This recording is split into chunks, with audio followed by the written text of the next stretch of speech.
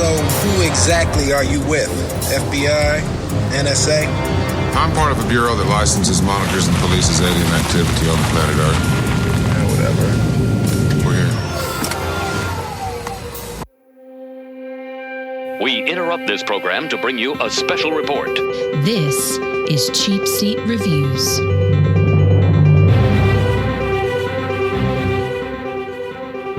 Like just a grumpy old dude. I am sorry. Quebec French is like the worst.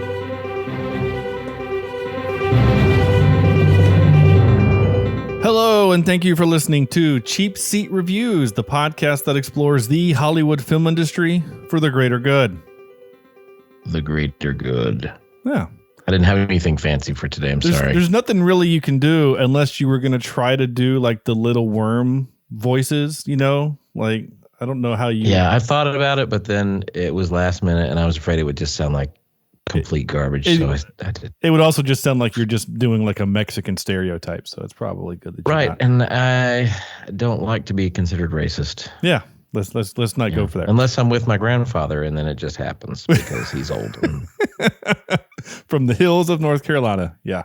Yeah. All right. Well, this is episode 414, 414. And tonight we're talking about Men in Black, or I guess the Men in Black, MIB. I am Sean Allred, and joining me tonight is Andrew. The noisy cricket is actually pretty OP, Jimison. Yeah, it's bussin', yo. No cap. It slaps. What just happened? It's the vernacular of my 9-year-old. Yeah, I'm just throwing it out there. Oh, my now 10-year-old does not say it slaps, and I'm so thankful for it. Oh, it's coming. Don't you worry. Oh, I guess you're probably right. Anyway, making their Cheapseat Reviews debut, coming in all the way from Canada. That's right. We have once again an international episode. It's very cool. All the way from Canada is Saunya.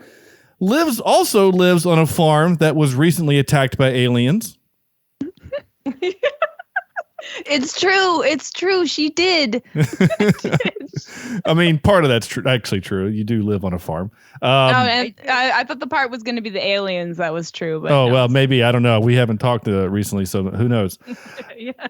And Jessica. So, do you want to know what I like to do late at night? From the Opinionated Lushes podcast. Nice little flag. Sorry. I'm just distracted. Sorry. No, it's all good. Yeah, we're from Opinionated Lushes. That's what we do. We drink and we talk and drink and talk, laugh at our own jokes very loudly. That is a staple. We hope you laugh with us. The episode that I listened to was really fun because it was about 75% man bashing, and I was 100% agreeing with everything you said. So I highly recommend their show. It is a lot of fun. Go listen to it. Thank you. Yeah, Thank you. Absolutely. And we'll give them another opportunity later to kind of plug their show where you can find out where you can. Or I guess where you can find out where you can find their show and things like that. But I also have to laugh at my notes. I wrote Opinionated Lushes incorrectly. Lushes came out as Lusher. And it's a good thing that I knew your podcast because multiple times I have said the name of the guest podcast wrong and had to go back and edit it. Boy, that's embarrassing. So fortunately, I didn't have to do that tonight. No, we just got to hear you tell us how many times you can mess up. Oh, that's okay. Yeah, it happens a lot. And the fact that it on vibe for our podcast would be messing up. Yeah, we mess up all the time. I edit the episodes and don't edit any of the mess ups. So see. Yeah, that's not a thing on our show. Yeah, no. You have to really mess up big for me to edit it. So I don't edit. It's not whatever. It's fine. We are a conversational podcast, and it is okay. So. Men in Black, here we go. I am very excited for this. I think, Jessica, I was negotiating with you with this movie, and I gave you the list of movies, and you jumped all over this one, which is, I'm really glad you picked, because it's been a long time since I've watched this. Same, actually. I just, it's one of those nostalgia hits for me. You know, it's like I see that. It's like I have to watch it. If it's playing at a local drive-in, well, now I'm going, you know? Yeah. Do you have local drive-ins where you are? Yes, we do. I don't. Yeah. No, I do. And sometimes they have retro nights, you know, where they play 90s hits. Like, yeah, it's good. That's cool. Where I live, there are 2 drive-in movie theaters that are equally 45-minute drives away from me. So it doesn't matter which direction I go, I got to go in, nearly an hour. And last October, I took my wife on a date night to go watch Hocus Pocus at the drive-in.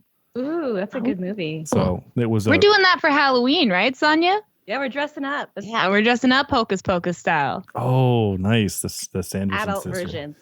Yeah, adult version. Yeah. I don't know that I've ever been to a drive-in. Really? Yeah. I mean, I don't even know how they work. Like, You're I mean, in a I've seen them on car. screen.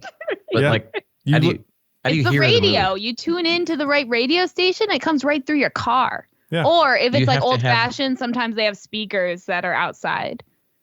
Oh, do you have to have a radio, or I mean, like, what if you drive up and you don't have a radio? You And they have don't a have to- car that doesn't have a radio? Yeah, what car doesn't I mean, have a radio? maybe. Like, I I mean, of understand course I not do, but- having a CD player or not having like a, anything like that anymore, but they all have radios. Well, it depends on where you live. Maybe somebody already jacked it. It's true. How do you do? They're all computers now. Like, yeah, like carjacking hackers out there stealing, smart radios. Yeah, you just sit in your car. Usually, like, so for you, Andrew, with your pickup truck, you would just back your truck in, open up the and windows. You put a mattress on the bed of the truck, and then you can Oh. sit in it like a Or- little bed. Get one of those inflatable pools. Yeah. Or that works too. Yeah, I'm sure your boys would love We used to go that. with my dad's van, and all the kids would go on top of the van Yeah. Oh, with like some blankets, and we'd just be like on top of the car. We just knock if we want snacks.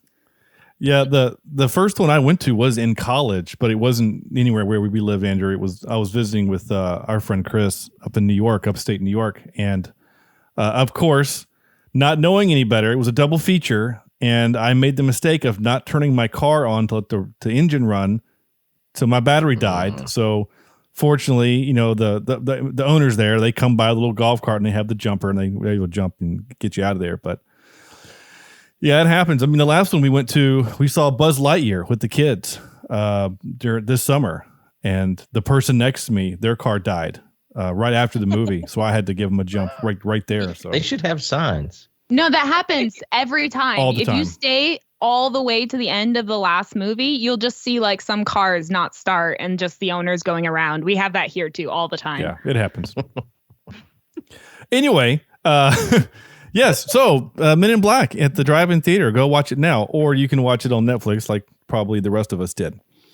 1997's Men in Black, and if by some chance you don't know what this is, Andrew, I guess I should have made clear, right? We all watched the right Men in Black, right? We all watched the original 97 one, right? Yes. With We the ball double chinning checked in? with each other. Not the original. Oh, no, I wasn't sure if you were serious. I just wanted to was say like, oh ball my gosh. chinning. Yeah. Yes. All right. So Andrew, tell people what this is. A police officer joins a secret organization that polices and monitors extraterrestrial interactions on Earth. That's Sure. all she wrote. That's the first 10 minutes of the movie. Yeah. Yeah, that's pretty much the clip you played. Yeah, pretty much. So there's the other clip, right? There's the long one where Rip Torn is going through, we are the thing, we are the whatever, we are the guys that wear the thing. Like, and he does the whole, it's like a 3.5 minute monologue. And I thought, well, that's just too long for an intro. So that's why I did the one where it's kind of, I just like where Will Smith just, whatever. That's why that was our intro. But anyway, yeah. So 97 to Men in Black. I'm pretty sure I watched this in theater. Anybody else see this in the theater when it came out? I did. I think Yeah. Jessica, I you would have been remember too young, right? I think we've being- I established. was 6, so I might have, but I don't remember. Okay. So. Wow. All right. Yeah, Sonya, you weren't kidding. I know. See, the little baby. Yeah. I'm not. I am 31.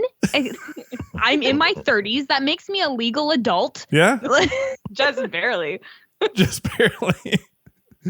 Are you old enough to drink on your podcast? No, that's why I make friends with older people like Saunya to buy me my alcohol. Nice. And then she has to move away. I know. Tell me about it. So far. Anyway, so so let's hit our 5-word reviews. I'm really interested to talk about this movie. Let's see if it holds up. Andrew, what you got? I have one, and it's, if you count the hyphens, it's 5 words. Nice. I do count. We don't count All right. the hyphens. Yeah, you're good. Yeah. So an awesome sci-fi buddy cop comedy. Yeah. I like That's what I've that. got. Yeah. Yeah. I went to see this movie when I was in 7th grade when it came out, or maybe 6th grade. I don't remember. I was too young to be watching it, I remember, because of the first words that are spoken in the movie. I remember my mom audibly gasping.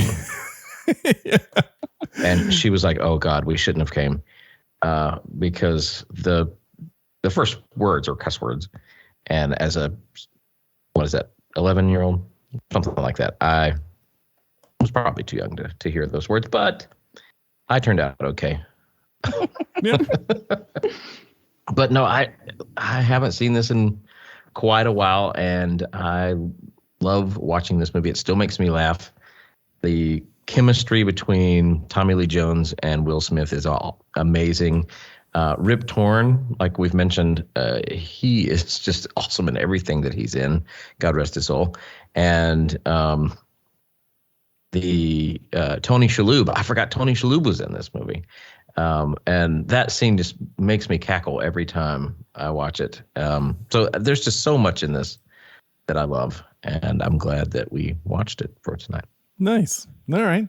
Cool. Jessica. Okay. This Pull- is my first 5-word review, and I don't know if you guys get this yet. I like talking, so 5 words was really hard for me. I spent all day on this. Okay. Well, that's kind of the point of the thing, is to make it kind of challenging. Like, how do you boil down a movie I don't in like 5? challenges. So- You're No, you're a okay. singer-songwriter. I feel like you do like challenges. Yeah, no, I do. Okay. Great movie. Could be real. Ooh. You know, I like how you what if acted there that too. is some secret alien organization out there, and they made this movie so that we think it's fake. And when we see Men in Black like that, we're just like, oh, they're just dressing up, ha ha ha ha. But really, it was all just a ploy. What if instead of the Men in Black, though, it's like the employees of Walmart? Yeah, Like, that's they're what the I'm ones- saying. Yeah. Could be real. Yeah, I like it. Yeah. I like good. the Definitely acting too. That employees was from good. Walmart. I've worked at Walmart, and yeah, it's definitely them. They all work with aliens. Yeah, I worked in the photo lab back when they had film, and in the Walmart photo lab, and I saw some great things, both in the store, behind the scenes, and on film. Yeah, I'm sure you did. So mine's based in conspiracy. But great movie. That was the first 2 words of my 5-word review. All right. You said you had other ones? Me? Yeah. No. Oh, No, okay. no. I spent all day writing those 5 words. Okay. Okay, I thought I heard you say my first one was. That's why I was expecting this was the one I landed on, and I was trying to make annotation was very important in the reading of that. So I was practicing all day, as you can see. Rehearsing. Yeah. It was beautiful. Thank you. No, the acting was fantastic. Better than some people in this movie. I do think that our listeners need to know that Jessica has probably 4 times more notes than I do, which is fantastic. So I love it. Good. Okay, Saunya. I wrote Vincent D'Onofrio is a godsend. Yes. Yes. Yeah, it's hard to look at him love and him. it's hard to watch him in this movie and think you're going to be the kingpin in just a few short years and like be one of the best things to hit Marvel TV. Mm-hmm. He's just so versatile. Like, he has a lot of roles where he's different in all of them. He's not like a typecast actor. He's Yeah. wide range. He's amazing. Yeah. He's the best actor in this film. It's my I opinion. agree. I think that's Pretty good. fair to say. I mean, even with the movie with Tommy Lee Jones, I mean, Tommy Lee Jones is kind of always the same thing, like just a grumpy old dude, Yeah. you know? And then I think Will Smith is kind of the same thing in everything. I mean, except for maybe like The Pursuit of Happiness or the thing that he just won the Oscar for slapping Chris Rock. But like, but for the most part, he's always Fresh Prince. He's just sad Fresh Prince or Yeah. happy Fresh Prince or Yeah. serious Fresh Prince. yeah, but or Fresh Prince as a cop, or Fresh Prince as a fighter pilot in Independence Day, or you know what I'm saying? Like, yeah, it's the same thing. Okay, yeah, no, I like that. That's a good one. That's a real good one. Yeah, D'Onofrio's great. I know it's not the same role, but we what was it, Monday night? So Monday was my son's birthday. A couple of days ago, my son's birthday turned 10. And so as a treat, we actually watched TV while we ate dinner. Normally we don't. We usually just have music playing because we don't like to have TV on while we're eating. It encourages communication. But because it was his birthday, we had a movie on, and it was Into the Spider-Verse. And I loved that movie so much. So seeing the Kingpin there and in that role, it's still all I can still think of is D'Onofrio's role as the Kingpin in Daredevil. So, okay. Well, we're just going to cook on through. I'm just going to go ahead and say my 5-word review. Usually they don't go this fast. Usually we talk for like 30 minutes in between each 5-word review, but you know what? Oh, I'm sorry. No, it's We're fine. straight to the point. You said 5 words. We gave you 5 words. Like No, you guys are playing by the rules that we initially That's set right, down. We This followed is the rules. yeah, we do. We usually don't follow the rules. No, our podcast is a rules that we just tell ourselves we follow and then Sure. forget. Yeah. No, it's fine. Again, you know, even my script is just a guideline. It's not any kind of formality or anything. I actually did 2. I also did fun alien government cover up. Cover up, I guess, is 2 words. And Will Smith at his prime. Yeah. Yeah. Yeah. This is before rock slapping times. Yeah. What? Rock slapping times? When he Where slapped the where you rock. slapped. Oh, kick slap Chris. I don't know why I don't. He wasn't out slapping rocks. I was really He wasn't like confused. finding He wasn't finding boulders. And What just, movie was that? I missed it. Well, that's You why I know? was confused. Like, did he do that in After Earth? Because that was a bad movie. Like, did he slap a 2.5 rock? hours of slapping various rocks. Yeah, is that why that movie was bad? Was just him slapping rocks? Okay. Yeah. Yeah. The only thing I've seen him slap is maybe some boobies in Wild Wild West. Yeah. Oh yes, yeah. Some good That and slapping. Chris Rock's all I've ever seen him slap. Yeah. Okay. All good slaps. All Yeah, good. Top 10 slaps. Go to Will Smith. You know, it's funny. You said Wild Wild West, and it made me wonder. Oh, how many Will Smith movies have we done? Because it's been a few, right? Have we done any of the Bad Boy movies? I don't think we've done Bad Boys. Yeah.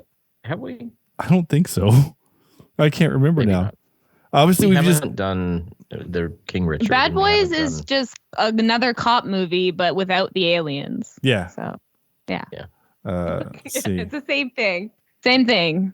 You didn't miss out. No, we Yeah. did do Bad Boys 2. So we've done Bad Boys 2. We've done Enemy of the State, right? Didn't we do Enemy of the State? Yeah. When you've done 400 movies, it's hard to remember sometimes. Let's see. So we Bad Boys. I don't think we've done iRobot. I don't think we have. We should do that. That would be a good one. I thought we did. Oh, see, here we go. This I feel like we just talk about it often. Maybe we haven't. Yeah. There's like a few podcast episodes where you keep bringing it up, but never a podcast about it. yeah, we've not done I think that that's one. true. So, Yeah. and then Wild Wild West. So I mean, that's like, it's like 3 of them. That's not bad. 3. Oh, Gemini Man. We also did Gemini Man. I remember doing that one. So we've done 4. it's a terrible movie. It had so much potential. Ugh. I wouldn't say disappointing. terrible. Oh, and we also did Bright. That's 5. We did Bright. Uh-huh. So that's 5. You're full of Will Smith. Yeah, we're You're like his #1 fan. Yeah, you guys should like start a Will Smith fan club. that's not a bad idea. I'm a female. Oh, we also did Hancock. Right now, I guess. So we're up to 6 now. Oh wow, you're outdoing You're Mr. yourselves. Smith. That's amazing. Yeah.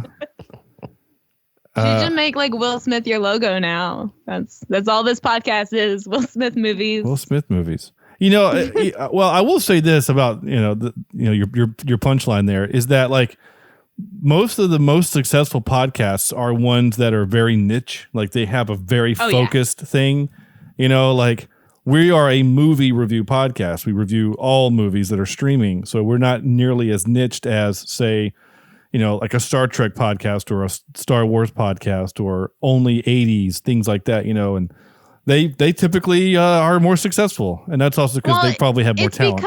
It's because some people might like only want to watch or listen to one episode of the podcast based on the movie that they're looking for the review for. Yeah. Versus like a Star Trek fan's going to watch or listen to all the Star Trek podcasts because they that's what they like. Yeah, and you're exactly right, because there's been a lot of times where someone's like, "Yeah, I listened to your single episode of this," right?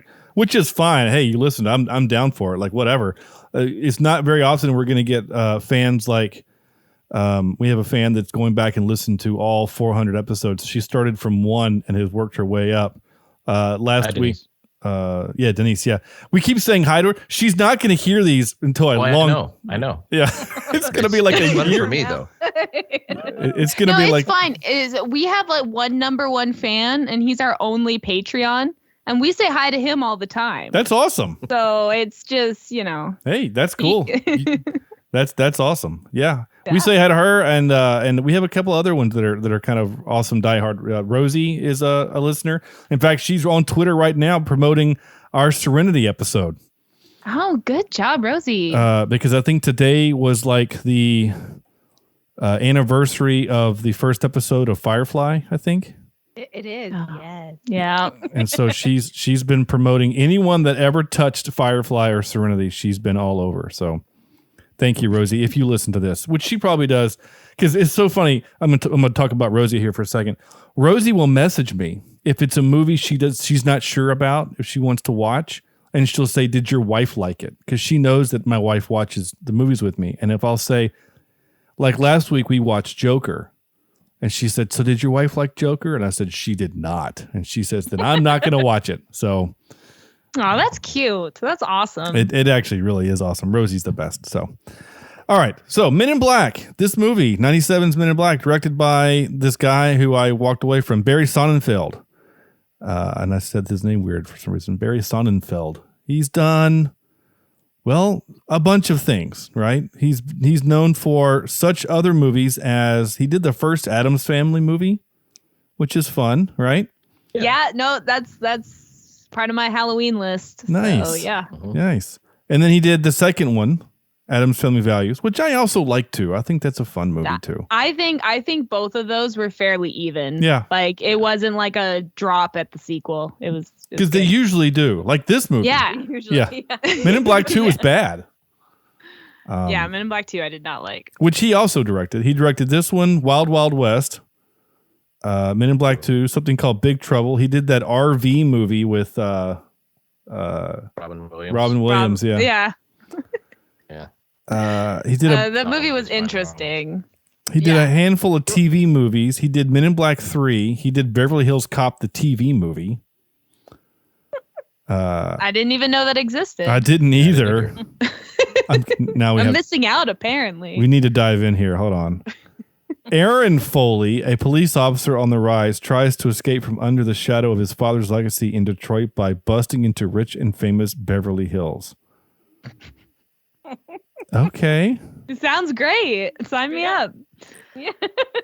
So Brandon T has old man Eddie Murphy. I don't recognize any of these actors. Oh, Eddie Murphy is in it as Detective Axel Foley. At least he's in it. But I don't recognize any of these other people. I always wonder how actors feel when like they define something and then it makes a comeback and then they have to play an old cameo character. of the thing that they made famous. I always wonder, like, do you die a little inside, or do you feel proud? Yeah. You know, like, are you like, wow, like this is amazing, next generation's gonna get to experience this, or you're like, man, I miss my prime? You know what I mean? Yeah. Did you guys see the thing about Harrison Ford and Indiana Jones? No. Yeah, I He did. was Yeah. talking about, and he was weeping. Like, it was, Oh. well, he wasn't. He was emotional. He wasn't weeping, but Oh, I'm gonna imagine him weeping now. Harrison Ford weeping. Like he's on stage at D3 talking about Indiana Jones 5, and people are clapping, and he gets super emotional talking about like he's so glad to have done these movies and that people love them and they love this character. And then he was it's hard to tell if it's just because he's 80 and he just has that old man voice, but it sounds like he's like seconds away from just full on crying. And then he ends it with, but the best part is that this movie is really good. So people cheered because the last one wasn't. Yeah. Yeah. The last A one lot was, of Harrison Ford interviews I've seen, he's like usually high. I'm pretty sure. Like, I wouldn't be Maybe you're just like- surprised. Yeah. Yeah. yeah. It's great. He always gives good interview, but he's usually high. Yeah, he does. Yeah, he always strikes me as a guy that's just very pragmatic, right? Like I remember an interview with like Conan O'Brien or something when they're like, so when you got back on the set for the Millennium Falcon for the first time, what did you think? He said, I thought I got paid. And it's like they paid me a lot of money to come back and do that role. Yeah. So he's very funny. Anyway, I don't want people to think that we don't like Men in Black because we're not talking about it very much, but Oh, sorry. No, we just switch topics a lot. This is normal for us. I apologize for our derailment. it's pretty normal for us too. Andrew would agree, but usually what happens is if we derail a lot, it's usually because we don't want to talk about the movie. Oh no, we love Men in Black. I'm sorry. We love it.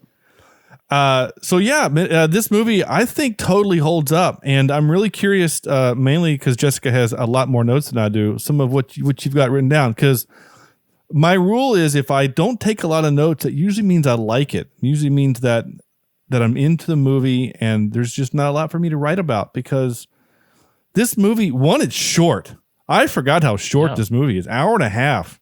Like, I love it for that. I really do. It doesn't waste time. It's just, here's what we are, and we're just going to do the thing. And I love it. I love it. So, Jessica, tell me what you got, because I'm really interested to hear what you wrote here.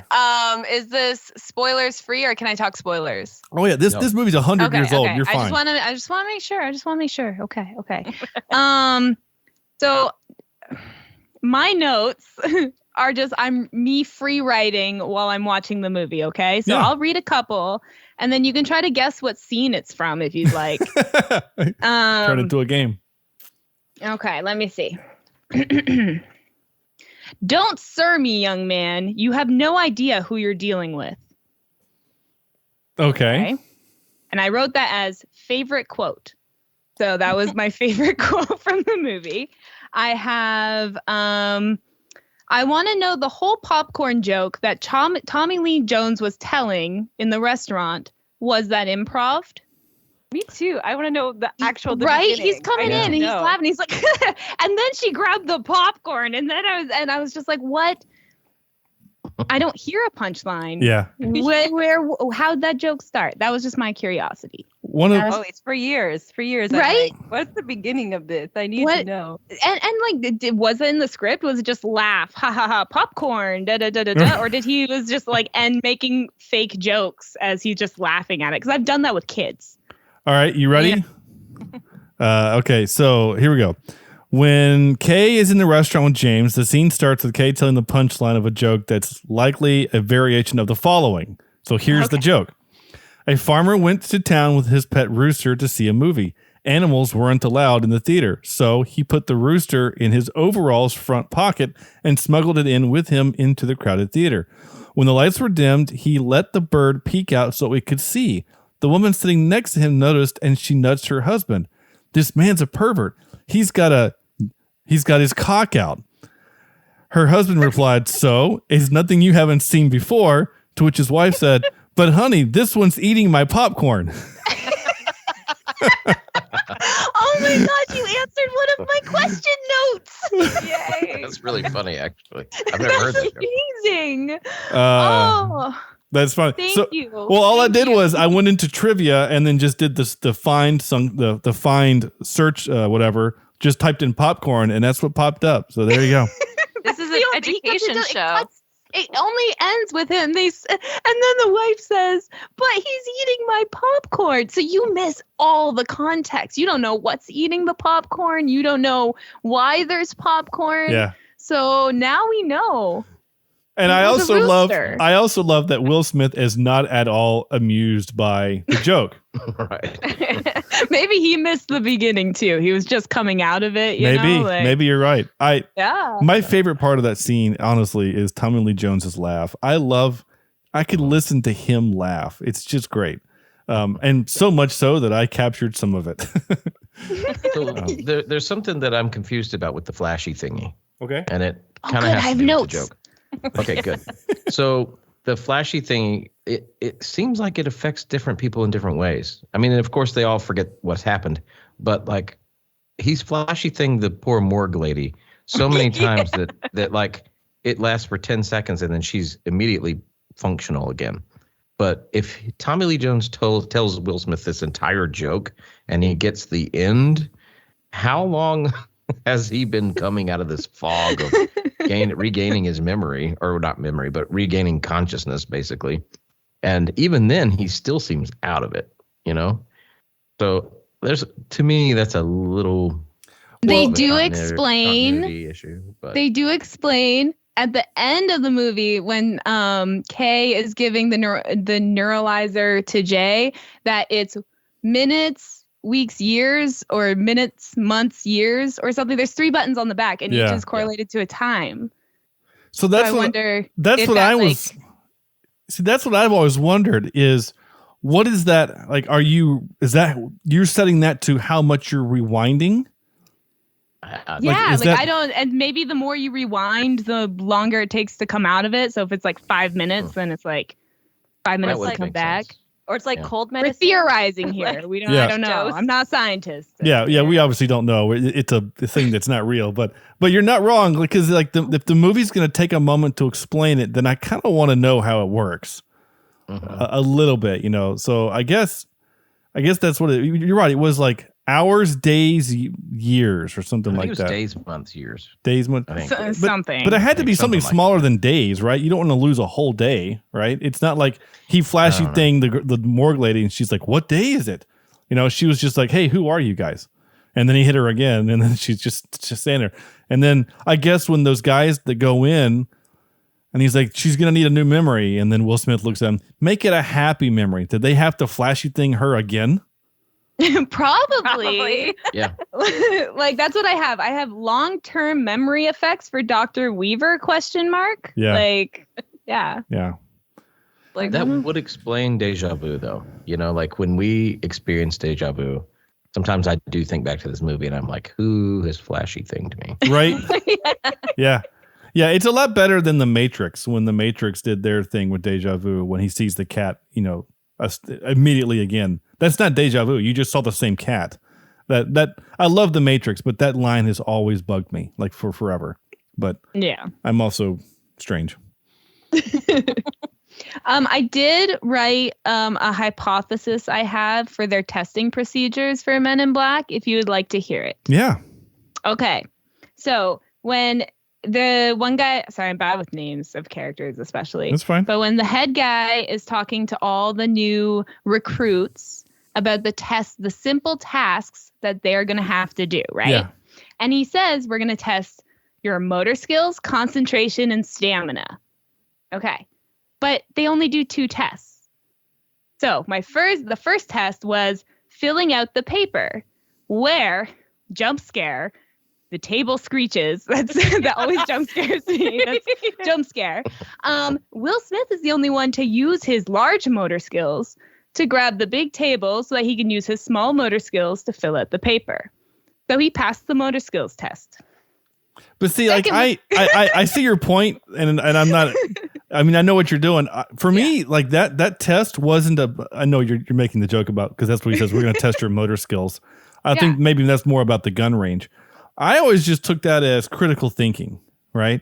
Well, yeah. Like obviously we're going to make you take this test in the most uncomfortable way possible. Are you willing to in an egg? Yeah, in an egg chair, which I've sat in. Those are weird. Are you willing to stand out to do the thing that needs to be done? Yeah. Yeah. I kind of I almost want to see how that scene would have played out, right? Because he screeches it over and he's like, hey, you want to get down on this? Like, did the rest of the guys just then huddle around the table and squat down? You know what I'm saying? Like, I feel like they didn't. They had to prove a point that they could do it without doing the thing that he just did, Like, they're trying to follow the rules that no one stated, because it's in their head because they were all in the army and all this other stuff. Well, he was just NYPD. Just. Okay, but the second one was concentration, which I said was for the shooting because he's the only one that shot the suspicious person. Yeah. Because he waited and he focused. Yep. And then the last one was stamina, and that's when he goes to get coffee with the aliens. And that is the test. That's how he passed it all. I got it.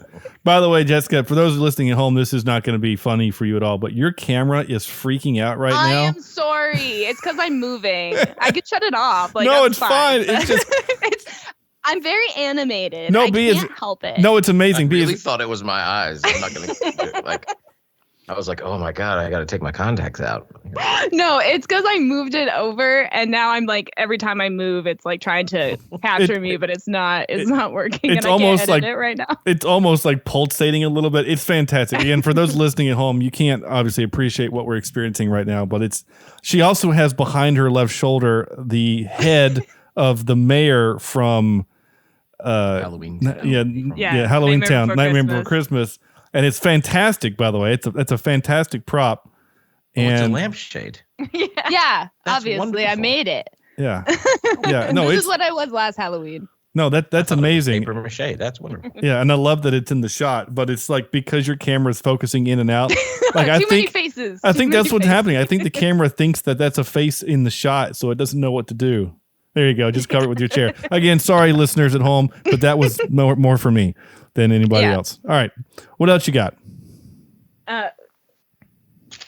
Okay, that was like half a page. That was oh, wow. I said we should have an intergalactic kegger. I feel like that would be a good themed party. Sure. So if we ever host that, we'll extend invites. Yeah, Andrew and I can drive up to Canada.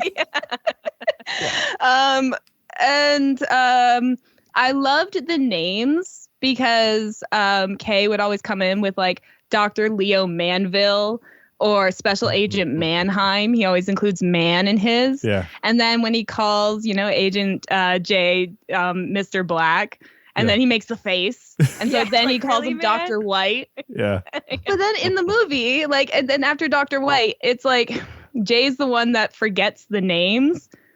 Which is why Kay makes easy names in the first place that he kept making faces at so that you wouldn't forget.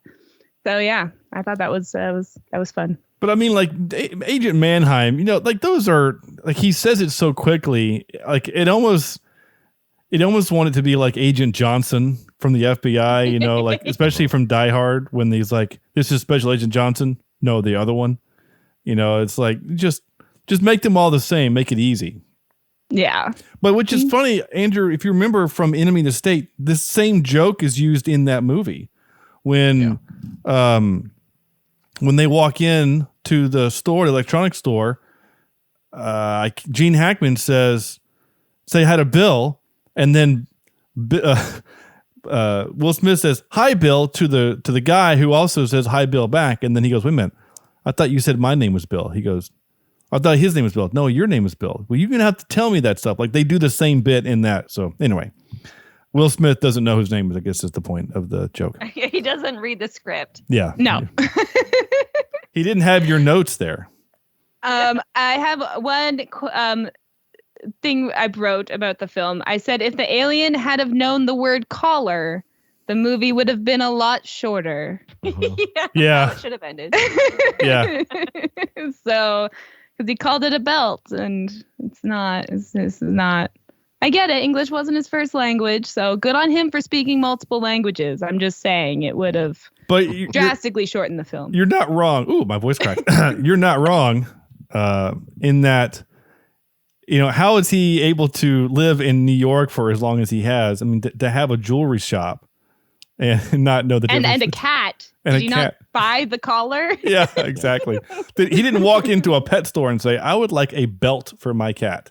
He might have, and they were like probably understood. I mean, I would assume that at this point. But yeah, so that was my note. I'm pretty sure it's supposed to be code. Like, so the other alien doesn't find it as easy. Like, someone overheard, it's on Orion's belt. Like, I think it was supposed to be code because the cat. He does it like, but what's the word? Belt.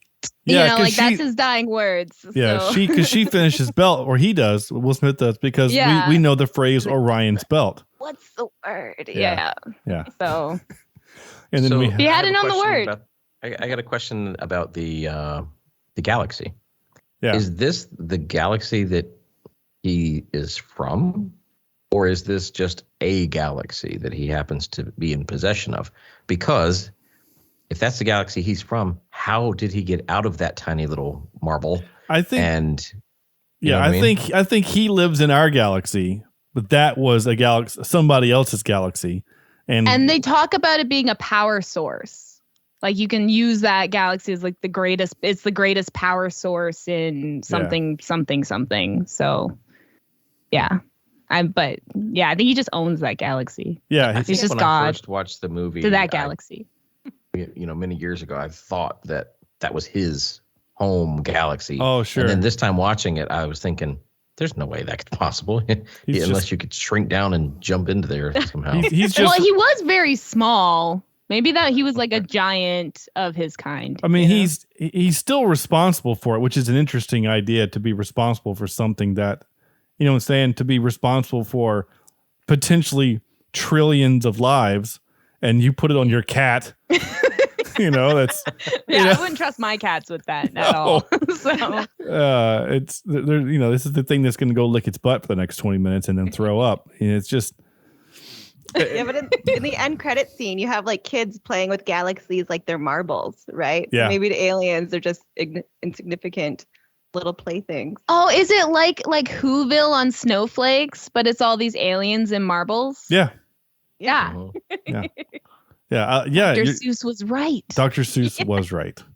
It is an interesting. It kind of does mess with your brain if you think about it too much. With the idea, like, okay, well, our galaxy, though we can see other galaxies, we can see. So, like, is our universe like contained, or is it our galaxy is contained in the marble, and when we look up, it's because the marble bag. We're inside the marble bag, and we can see the other galaxies. Somebody else owns us. Yeah. You can always look outward. Yeah. Can't look inward. You can't. Yeah. I do like, so astronomy was my science in college. And the thing that always really messed with my brain is the idea that the universe is both infinite and expanding. Yeah. It's a little freaky. You're right. It's like, yeah. Because we all the professor tells you this, and he just kind of pauses there to let you, like, your brain melt a little bit, and you're like, what? And then he says, put it to you this way: imagine the universe is a sphere, right? And we are living on the surface of the sphere. We're not inside it, but we're on the surface. The surface is infinite, right? Because it's a ball. It doesn't have an end, right? It's whatever. But if it's you add air to the ball and it expands, you're expanding the infinite. He says that's how our universe is. It's like, oh, but then of course, then you're like, but that would mean that we're having to expand into another space. And he's like, yeah, but don't think about that. So we don't need you spiraling. Right. It's like, okay. Don't need you to go the depression here. Finish your exams first. Yeah, exactly. Anyway. So a few of the notes that I wrote, literally I wrote, my first note was, I love the uncomfortable egg chairs. So that was note number one. Number two, I really didn't like, this is the only thing in the whole movie that bothers me, is when they get into that Ford LTD and they speed up the film to make it seem like it's going faster. I hate when movies do that, especially after like 1987, because it looks terrible. It doesn't work. I hate that so much because this movie isn't a serious movie. Like it's an action comedy, but that turns it into slapstick to me. Mm-hmm. And I think you can make that scene without speeding up the film. You can, and make it just as believable. Yeah. You just have to actually put a legitimate engine in that car. You know what I'm saying? Put a legitimate. I mean, those cars already came with V8 engines. My grandmother had one. She had a Mercury Grand Marquis. It was one of those town cars, right? This car was longer than my Jeep is now. I mean, these are huge cars, and they had big Ford V8 5.4 liter, gets 7 miles to the gallon cars because gas in the mid 80s was cheap.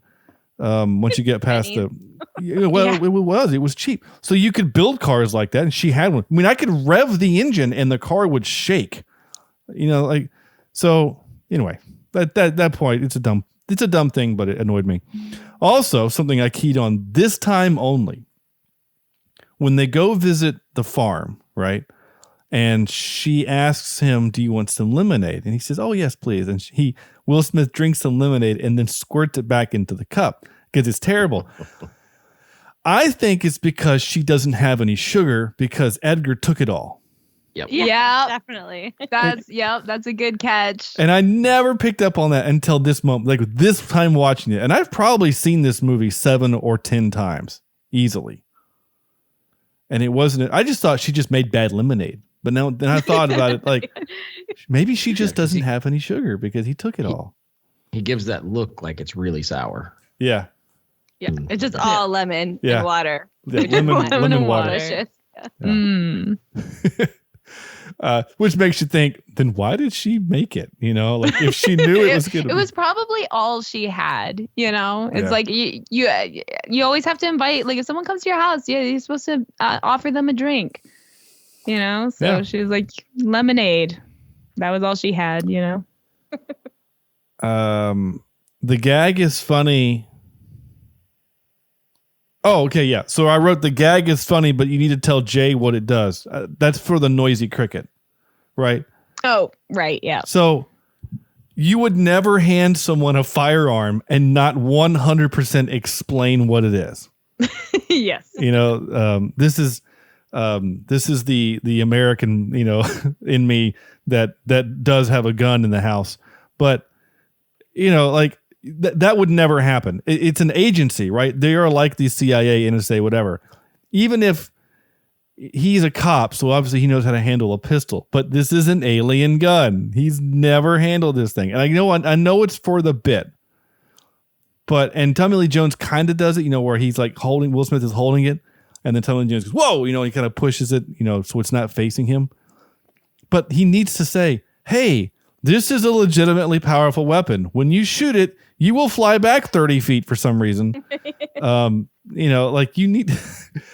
Again, I know why they did it. All right, it's a funny thing. That first time he fires it, and he goes flying back into the store, and then he doesn't learn. Right? That was okay. I doing it for the bit. I get it. Do it for the lulz. It happens, whatever. But the fact that he was supposed to be a trained NYPD officer, he shoots the gun and nearly blows up people. And then he shoots it like 3 more times towards civilians. Yeah. And knowing it's going to blow stuff up, I'm just like, okay, how did he keep his job? Yeah. Well, in real life, it works like that too, eh? Like I was gonna say it, but yeah, sometimes. I mean, this is a guy who, like, we don't know why he was chasing the cephalopod at the beginning of the movie, right? Like, the movie just starts with he's just chasing him. We don't know why. And then he pulls his gun out and shoots a door to break into this place. So I mean. Like that's also that's a lot of paperwork. You just discharged your firearm. That's like 30 pages easy. Yeah, like exactly. Explaining why you did it. And let's also be real honest. That's not a cop issued weapon. Like that's probably, his weapon.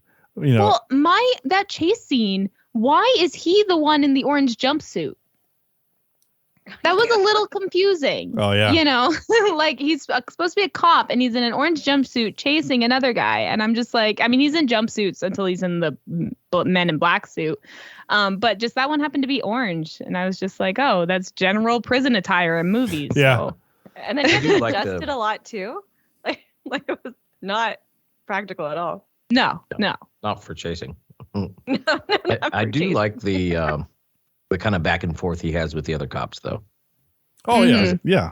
Every time I see real world police officers, for the most part, they're kind of like the pudgy guy.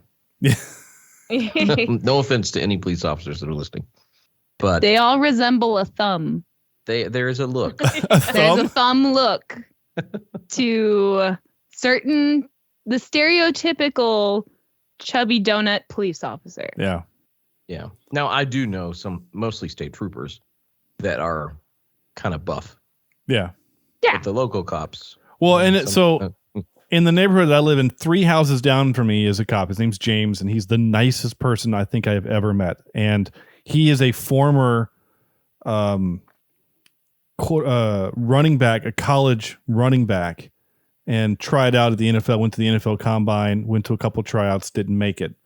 Played semi-pro ball for a couple years until he blew out his knee, and then became a cop. So when you see him out of uniform, he looks like a dude that you don't want to mess with, right? Because he's got the ponytail, and he is like, I don't know, like he kind of looks like Kronk from Emperor's New Groove. Like he's just broad-chested and just chiseled. I mean, he's itty bitty legs. He does. I mean, not like itty bitty like that movie, but he's not really. I mean, for a dude that used to be a running back, he's not as like big, heavy legged, whatever. This is a very strange conversation. But my point is that, how's your neighbor's legs? Yeah. Tell us all about his legs. They're very smooth. Anyway, but he's just, again, he is the anti-stereotype, right? Like he's the guy that, if there's a legitimate situation, you send James in first because he's 6'2" and looks like he could bench press, the fat cop from the movie. You know what I'm saying? Like, so. Yeah. But Andrew, you're not wrong. That line, what are you talking about? I am half the man you are. It's a perfect, and it's good writing. And it was a good delivery. My last note is, so the scene when they're trying to figure out what spaceships are still left on the planet, right? So the camera is mainly focused on Will Smith. You see him processing stuff and he's looking at the whatever. And in the background, you got Kay and Rip Torn. And Tommy Lee Jones is leaning over a keyboard. And it is the worst fake typing I have ever seen because he is an inch and a half away from that keyboard. He's just fluttering his fingers above that keyboard. It has always bothered me. Yeah. Because you can see it. You 100% can see it. But I guess he thought he was off camera and it was the best take of Will Smith. I don't know. But could you Someone should have asked him to redo it. Yeah. Or don't do it at all. Just stand there and have the conversation. Because all they're doing is just listing spaceships, right? 3 Mile Island, gone. The Red Roof Inn, gone. They're just naming things, right? He doesn't have to pretend he's on anyway, it's just, it's a dumb nitpick, but it's a nitpick.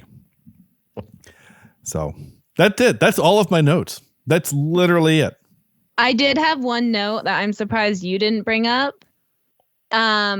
So the whole movie, Will Smith, besides the first day, he doesn't go to bed, right? Because they say they're on a 36-hour work week or work day because of some galactical day thing. I can't remember what it was.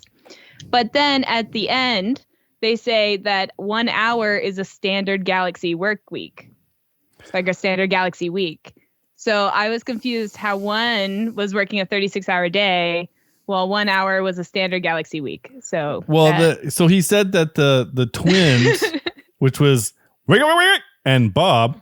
I always love. I should have captured that bit. I didn't capture that part. But when he's like, is it Wiggle and Bob? But they call them the twins. He says they keep us on Galaxian time. So it's like whatever planet they're from is a 37-hour workday. So Yeah, so But either then the standard galaxy week is 1 hour. yeah, So- well, yeah. A standard galactic week is 1 hour. Yeah, you're not wrong. That is kind of weird. Yeah, so a Galaxian time is crazy. Yeah. And why is a galactic week only an hour? Like, what constitutes a week? You know, Time. Yeah. Time is a difficult concept in the galaxy. I guess it is because I mean, like we calculate time based on how we rotate around the sun. Like that's how we do it. So other planets' time is different, right? Mars has a 24-hour and 37-minute day. Like it spins a little slower. I just recently watched The Martian. That's the only reason why I had that right on the top of my head. You're trying to show off your universe knowledge. Yeah. So like that day would the time there is a little different, but like you're not wrong. Why couldn't they have just said, "Oh, we have 1 hour"? You know, like why make it? Yeah. It's a dumb little thing, but it's fine. Or at least call it like whatever that planet's time is.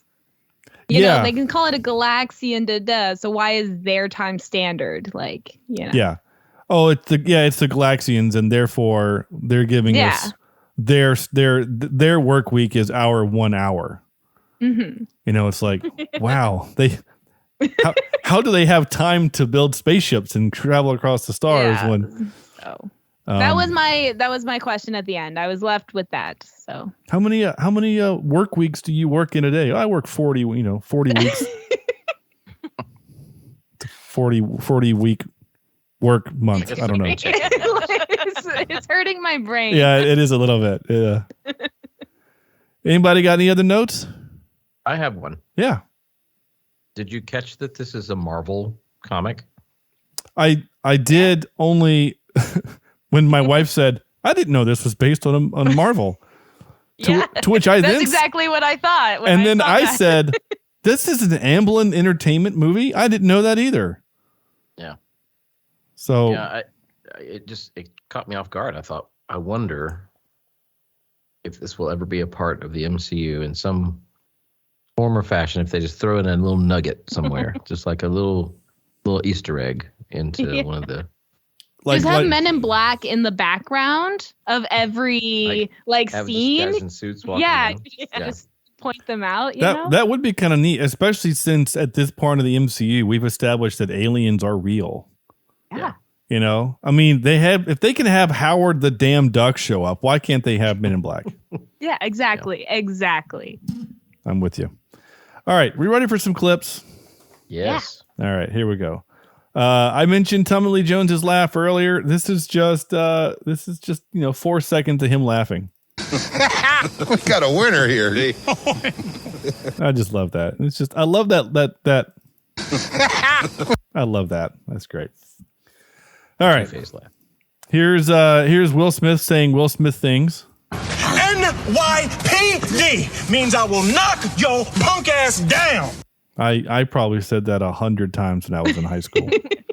I'm sure he said that in another movie too. Sounds like it. It does. Bad Boys? Wait, no, they're not. They're in Miami and Bad Boys. Yeah. So. Yeah. So when I was in high school, the high school band, the marching band, or I guess it was the concert band, we went to New York, or not New York, we went to Washington, D.C. and played on the steps of the Lincoln Memorial.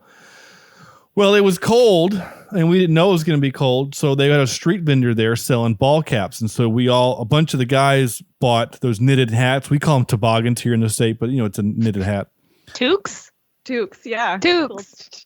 It's a toque. That's a new word. It's like a beanie. Yeah. Yeah, a beanie. It's a toque. Yeah, a toque. I thought beanies. I thought a toque. It's a toque. I thought he was. You come here and call it a beanie, you get beat up. Well, right. We're so violent here. Yeah, Canadians, we're big bullies up here. Yeah, I thought toques were just what a fool of a toque from Lord of the Rings. No, it's a TUQUE, a toque. Yeah, I think that. Yeah, yeah. Spelling. Yeah. That's our winter hats. Okay, I just learned something. Traditional toques have ear flap. Yeah, it's true. Yeah. Traditional toques don't. Then. Yeah, but we just call all winter headgear. Yeah, is the toque. Yeah. We down here in the lower 48, we call them toboggans. So anyway. That's what our sleds are. Toboggans. That's what. Going Yeah. tobogganing. Yeah. That is too. Where like for the rest of the world, yeah, it's a toboggan is a sled. Because like I went and visited my cousins in Alaska, and I was like, "Hey, can you hand me my toboggan?" And they're like, "I don't see a sled anywhere." So, so okay, we'll do a little bit of a language barrier here. So what's the vehicle that you drive that's got the skis in the front and the tread in the back over snow? What's that called? Snowmobile? Wait, no, like it's called something else though. I don't like. Wait, explain it again. What is it? You sit on, right? That you have. It's like a motorcycle, and it's got skis in the front and treads in the back. Oh, like a snowmobile? Yeah. Okay. So in Alaska, they're called snow machines. Oh, we call them snowmobiles. So we do too. We do too. That's why I didn't know if you guys had a. And to us, a snow machine is what they use on the ski slopes to create snow. To create snow. Yes. Yeah. Whereas in Alaska, they don't need to create snow. No. So all right, that was fun. More learning with. Fun. If I come up with any more Canadian word trivia, I'll bring it up. Sure, I'm here for it. Okay. My point is that I bought a knitted cap, right? And most of the dudes bought one that said FBI, and they were like, "Yeah, it stands for female body inspector." And then I had one that said NYPD, which means I will knock your punk ass down. Like I did the bit, so.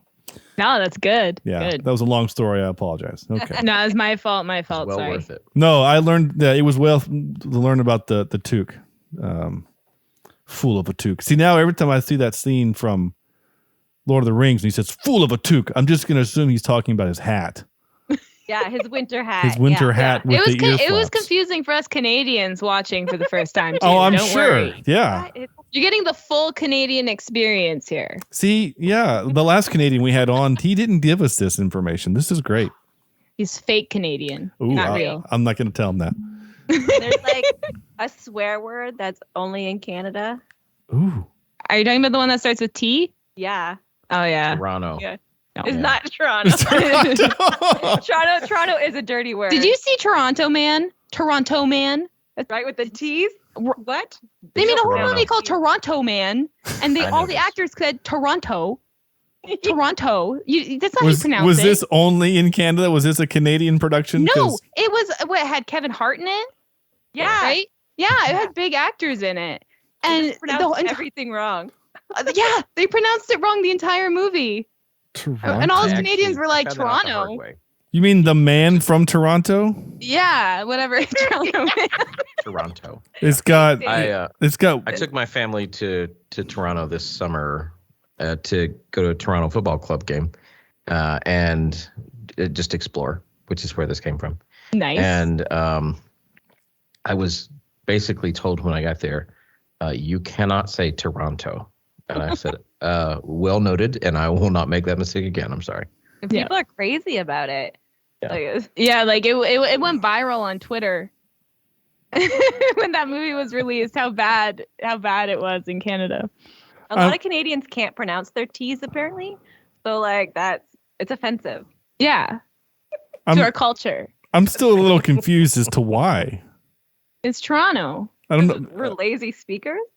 Yeah, we really are. So we, is it- we mumble? Is it a lot. bad word because you can't say the word, or is Oh it? no! That's not actually the bad word. We're just joking about that. The No, actual I- bad word is a French word, right? Yeah. Are we still thinking about the same word, Sonya? We are, yes. Okay. Yeah. I mean, does it mean like you can say the word? Do I have to It's a bleep it out? religious term, but it's not used as a religious term anymore. It's like to like F off, right? It's tabernacle. Tabernacle. Yeah. Oh, And that's like Base- you can say it for anything. You want to insult somebody, tabernacle. You're Hey, fed up with something. tabernacle. Yeah, Yeah. you gotta like You gotta French it up, you know? We have a lot of Canadian listeners. I hope this goes over They'll well. know what we're talking about. Okay, Like, They good. will. They'll be like, Like I we're not even in know. Quebec, okay? And we know. Like it's just Yeah. it's a thing. It's like See, tabernacle. that's you know? interesting. You pronounced it Quebec.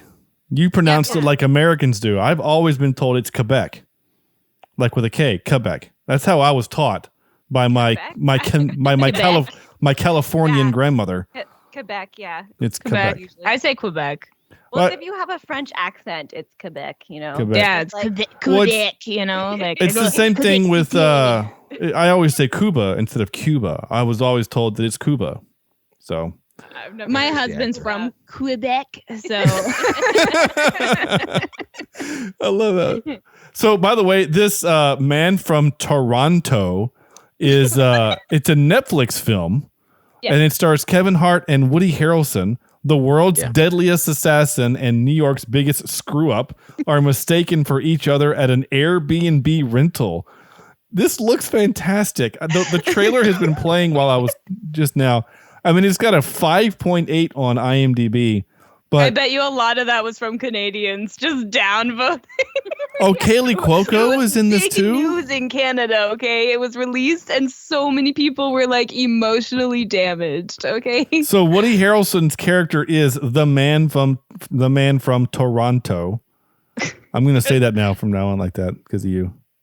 Pronounce it purposely. Yeah. Yeah. Like, I don't I rec- mean, technically, when you're saying the title of the movie, that's right. So that's how they pronounce it. He's from Toronto. Toronto. Toronto. I like it. It's no longer sounding like a word. Yeah. No, it's not. Sounding like a French curse word. That's right. French. Tabernacle. Stub your That's- toe. Tabernacle. That's too Yeah, funny. it's just Because yeah. that just sounds like tabernacle. Like we're talking It is. about. It was based on. Yeah. It's based on. But you know the French. It's, I actually don't know them very well. Damn I just know that they surrender a lot. And that's all I know. All right. oh, Quebec French is like the worst though. Like Yeah. even if you know French, if you're not from Quebec, you're not gonna get it. Half of it's mixed with English, and half of it is just yeah, oui. Mumbling. Yeah. yeah. Oh yeah. You know. Yeah. Oh, that's They fun. don't even know what they're saying most of the time. Yeah, Nice. and I live like not that far. I have family there. I live in a French province, and Oh yeah, you do. Yeah. I forgot you moved. Why'd you yeah, move? a lot of it's just mumbling mixed with English, and then so like there's communication is laughing and nodding a lot to like pretend I know what they're saying. And you know what, Andrew, which is really funny because that's how it is in the South too. It's just there's a lot of just grunting and laughing and like we don't really know what we're saying. And Well, but ours is for a different reason. Most of the people here are just overweight, and we have to grunt because it's the only sound we can make. yeah. You're just too tired to make actual words. So for what it's worth, we're not really offending that many people that listen to the podcast because France is 1, 2, 3, 4, 5, 6. They're 7th on our list of countries that have downloaded. So they're underneath Singapore and Germany. Oh wow. Yeah, Canada is our 4th highest listener. With this one's always weird. Obviously, the US is number 1. The UK is number 2. The United Arab Emirates is number 3. It's really strange. You never know. Our top listeners are men between the ages of 23 and 27. You don't know who your audience is going to be. That's Yeah. the fun of podcasting. I don't know. I kind of let's say a podcast with 3 women drinking. That actually kind of sounds right. That demographic actually checks out. How disappointed are these men when they realize it's not what you think it is? Yeah. Okay. For the record, you said like the episode you listened to 75% of man hating, Yeah. which you agreed with. I did. But if you're a 23-year-old man, I guess that's what they're into nowadays. I don't know because it was really interesting because your episode and like the next episode that because whenever I have guests come on, obviously I want to listen to their show to make sure that I want to have them come on the podcast, which has bitten me in the butt a handful of times. And so it was like within a week or two after that, I listened to the Dick Tales podcast, and she went on a big rant about stop sending me unsolicited dick pics, right? Mm-hmm. And then there was another podcast to listen to that also talked about like it was like your show and hers, and there was another one, and it was like, oh my gosh, man, put your shit away. No, Just thank you. ask first. Like that's literally all we're saying. We're not saying stop completely. We're just saying wait for an answer, and if it's no, then don't do it. Yeah, that was. Like, and I just think ask that was the point was the unsolicited part. Yeah. Oh yeah. So anyway, speaking of none of those things, here's clip number 3. And I saw little Tiffany. I'm thinking, 8-year-old white girl, middle of the ghetto, bunch of monsters, this time of night with quantum physics books. She about to start some shit, Zed. She's about 8 years old. Those books are way too advanced for her. If you ask me, I say she's up to something. That's right. She's Yeah. up to something. I always laugh at that part because my son, he has autism, and part of his, sometimes people with autism have like their super strengths, and his is like he's really smart. So my husband had astrophysics books, and my son would read them all the time and like do the math in them at 8, 9, 10. Like, so I always laugh at that. I'm like, oh great, Brandon's gonna get shot in the head. By the Men in Black. Oh. The Men in Black. Did you ever see, Sonya, the movie Mercury Rising? Is that the chess one? No. Oh, no, then no. Maybe. So explain it to me and I'll let you know. So it stars, I only bring it up because so it stars Bruce Willis. Bruce Willis is an FBI. Oh, yeah, that one. Yeah. There's a hot chocolate and he's like, sip it slowly. Is it that one? Yeah. Yeah. Okay. Yeah. So, for those that don't know what this movie is, it's called Mercury Rising. I'm not really sure why it's called that, but it is. But Bruce Willis is an FBI agent, and he's investigating a double murder. And the sole survivor is a boy who's like 8 or 9 or 10, and he's autistic, like very autistic, and like non-communicating. Yeah, almost nonverbal. Can say a few things to communicate, but uses pictures mostly. Yes, yeah, exactly. Nonverbal communication. And so there's a couple of parts in the movie. So my mom, Dr. Allred, used to teach at the college level special education. She was teaching people who wanted to become special ed teachers. And she would show clips of this movie for both A, what you can do, and B, what you shouldn't do. And one of the things that they do in the movie is so the kid's name is Simon. And obviously some of the things, so the kid as an actor does a really good job, right? There's a lot of things that he does really well as a kid actor, which is hard to do. And then to act, non-verbally, he doesn't like to be touched, right? So every time someone grabs him, he just loses it, which is pretty accurate. My wife would say that's pretty accurate because she also teaches kids with special needs. But there's a couple of times when the teacher in the room says, Simon, look at me. And then she does the thing where her 2 fingers, and then she points them to hers to force him to do eye contact. And my mom's condescending. I hate it. And my mom's like, this is what you don't do. Yeah, right? Don't do that. He will look at you when he wants to, right? Yeah. Don't force that. You can still communicate without eye contact. Yes. And there was a couple other things in that movie. Anyway, the point is, it's an action movie. It's got Bruce Willis and Alec Baldwin's the bad guy. So there you go. Mercury Rising. Go watch it. Alec Baldwin's usually the bad guy. Well, that's true. Usually. We learned this. I love this quote. This is just one of those quotes that has stuck with me for however old this movie is, 20 something years. We found how true this quote was in 2020 with the pandemic. Well, why the big secret? People are smart. They can handle it. The person is smart. People are dumb, panicky, dangerous animals, and you know it. Yeah. Yeah. It's very true. It is very true. I use that quote all the time. I really do. I have a sociology degree, so I studied how dumb groups of people can be.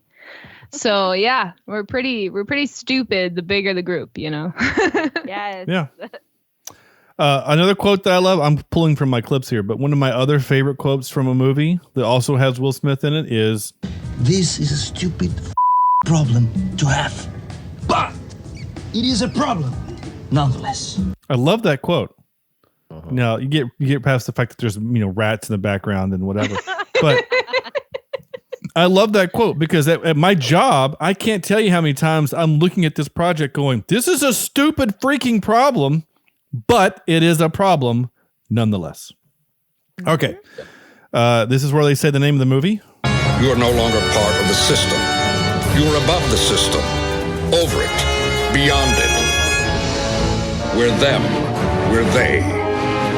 We are the Men in Black. There you go. With that great. Well, at least they told us their pronouns. That's right. That's true. So, yeah.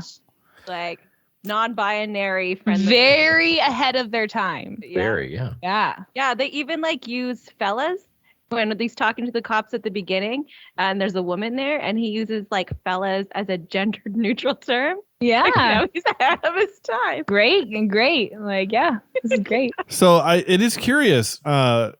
So because there are women agents, and so is she a man in black or? Maybe they're just using like men as the stand-in for like mankind, and they're all theys. Yeah. Because it says we are they, we are them. Like they were very clear. Yeah. So. I don't know. It just, whenever I think of that, it just reminds me. So Syracuse University up in Syracuse, New York. And I know here's another word, right? Syracuse, Syracuse, right? Mm-hmm. I say Syracuse, like my wife, Syracuse, but it's Syracuse, but I can't get my mouth to say Syracuse. I always say Syracuse. Anyway, just like the state that's north of us, Andrew, what's the state that's just north of us? Virginia. Yeah, Virginia, but I always pronounced it like it's an F, Virginia, instead of Virginia. Virginia? I have a hard time they with sell furs there. Yeah, Virginia. Virginia? Yeah. Interesting. It's weird. It's just weird. Anyway, so if you are a woman and you play on the women's basketball team, you are a Lady Orangeman. Because that's their mascot is the Orangeman. So you are a Lady Orangeman. So that's what makes me think of I am a lady men in black. Yeah. There you go. There you go. All right. The noisy cricket. Series 4 deatomizer. That's what I'm talking about. Noisy cricket. Hey, Kay, no, come on, man. You get a Series 4 deatomizer, I get a little midget cricket. Oh, yeah. I feel like I'm gonna break this damn thing. There you go. He's gonna break the thing. That did make me laugh. I mean, it's a funny bit, right? It's a funny bit, and then it's even funnier when it blows him off his feet. But several times. Yeah, several times. Yeah, again, that would not have happened. The first time he would have learned, oh, I need to prepare myself. Like if Kay knew that would happen. Hey, kid, when you fire this thing, it's got quite a kick. Like, even if he warns him, you can play that into the bit, right? Hey, kid, when you fire this thing up, you better be holding, you better hold firm or it's going to knock you on your ass. And then when he doesn't believe him and then it does it, that's also funny, right? Yeah. Anyway. Or it could be like newcomer Razzle Dazzle. Hazing. That's the word I'm looking for. Like, newcomer Razzle Dazzle? No, I like Razzle Dazzle better than that. That's amazing. Oh. All right. What were you going to say? Sorry. So is that what is Razzle Dazzle? Well, like, he knows that it's like going to do that to him, so he's waiting for it to happen. He doesn't want to like warn him about it. He's in for the laughs. He's like, that's gonna knock him on his butt. I got you. So you put other people's lives in jeopardy for the joke. Yeah, that's commitment. Yeah. Commit to the bit. I like it. I'm with you. All right. Last clip. Hey, old guys. There you go. That's what Andrew's trying to get mine and Sam's attention. That's what he says. Actually, you know what I'm gonna do? I'm gonna take my Cheapseat Reviews group messaging and turn the notification sound to that. So every time they send me a notification, that's what I'm going to say. Hey, okay. This is great. Yeah. I like it. And Jessica, you can use it for us. Yeah, for you and Dawn. Yes. Hey, old guys. Yeah. Hey, old guys. Andrew, did you recognize the tall alien, by the way? Is that Lurch from the Addams Family? It is Lurch from the Addams Family. Yeah. What else do we know him from? Two other movies. He was also in Gerald's Game. Yeah. As the he was. Guy. He was in Gerald's Game. Sorry, I do this every time I think of Gerald's Game. No, don't do that. The degloving. That's why I only watched it once. Yeah, we reviewed it. It's a good movie. He's also in Dr. Sleep as Grandpa Flick. So he was in both of those movies. Same director. What a fun name. Yeah, Grandpa Flick. Yeah. And then but he's also our Star Trek connection for this episode. He's in an episode of Star Trek Voyager as well as in Star Trek The Next Generation for 4 or 5 episodes. So he's got a pretty good little career. Andrew, he was in Ewoks: The Battle for Endor. There's no way he played an Ewok. It's a cartoon? No, it's a movie. It's a live action movie. Who was he in this? What? Who was he in that? He's Tarak. Terak. I don't know. We Now should you have to watch it. we should do those movies. I've only seen one, and it was many. I owned both of them on VHS and would watch them routinely back to back. There's two of them. So there's the Battle of Endor and then the Great Journey or something. And I don't know which one I've seen. I saw one with it. All I remember is there was a girl with curly blonde hair. Yeah, so that's the Great Journey. I think that's the one where her parents get kidnapped and she has to go with Wicket and other Ewoks and go fight a giant spider. They're movies I'm finding out now. I need to watch them. I have like this whole list of like Star Wars. Oh yeah. And now I have to add those. I mean, they're bad. I wouldn't watch them before anything good. Go watch the original trilogy. Go watch Rogue One. Oh, I watched number 2 of it. I can watch anything else. So. The Attack of the Clones. With the guy, he's now grown up. Oh, the kid. Yeah. Yeah. So that was the first one. The gross love connection. It's the second one. It was terrible. It was a garbage movie. If I can watch that, I can watch any of them. Well, so the second one's the Attack of the Clones with Hayden Christensen. Yes. Yeah. Yeah. I mean, he's an attractive dude. He's just a bad actor. That sounds like a lot of actors nowadays, I feel like. Yeah. All right. Time for our game. And this week, our game is sponsored by... Hey, Bubblies. I'm Jen, and I'd like to invite you to my bubble. My streaming bubble, that is. And it's the podcast where I talk about the shows that I love with the people I tolerate. Every week, I tolerate a friend so we can obsess over our favorite streamable contributions to pop culture entertainment. So join us every Sunday on a podcast player near you and keep streaming. Bye. And now for some more bad news. Ready? All right. This game is called Hey, Did You Notice? This is a game where Andrew will ask us some questions. They have nothing to do with trivia. It is all about, did you notice this little thing inside the movie? It'll be the two of you versus me. And it'll go back and forth. He'll ask you first. If you get the answer right, you get a point. If you get it wrong, I have a chance to steal the point. If you win, in this case, I will mail you some stickers. Unfortunately for me, you don't live near each other, so I have to do 2 different envelopes, but that's not the problem. I'm sorry. That's okay. I have these really cool looking international stamps right here. So, well, for the record, I wasn't the one that moved. So I know. It's Sonya's fault. I know. And honestly, these international stickers, these international stamps, they're not very expensive. So that's actually kind of cool. And you ladies will be the first recipient of the new sticker that my camera doesn't. Yes, I feel special now. Thank you. Yeah, we have to win, Jessica. Okay, I'm going to focus. You're going to get stickers whether you win or lose. Well, don't get rid of the stakes. Well, okay, how about this one? If you win, you get the new sticker. If you don't win... Oh, no, now I'm stressed. You only I get like the original rules. I was just kidding. All right, Andrew, what you got?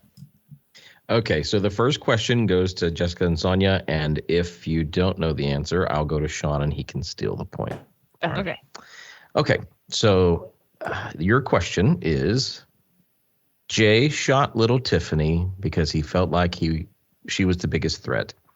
She was carrying a quantum physics book, as we've mentioned, but she was also carrying one other book. What was it? Oh no. Do you have a guess, Saunya? I don't like leaving answers blank, so I'm just gonna aerospace. That's my guess. I have no idea.